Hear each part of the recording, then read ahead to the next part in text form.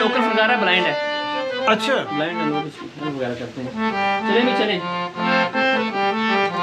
लाल मेरी वो लाल मेरी,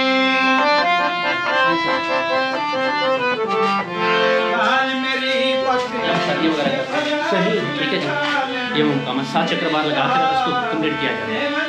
ठीक है, ये किस इज्जा से भाई इसके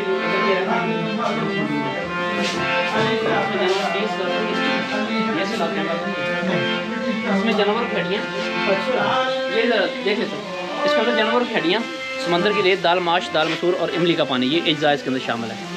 ये इससे बना, ये सिख कंस्ट्रक्शन में, ये सिख पीरियड में इसको बनाया गया, सिख दौर में बनाया गया। ये 5000 साल पुराना है? नहीं, ये सिख दौर में बनाया, इसको 200 साल हो गए हमारे। 200 साल। जी जी। बारादरी कंसेप्ट जो है वो सिख दौर का है। सही। जो हिंदू नहर इधर देखो आप, नहर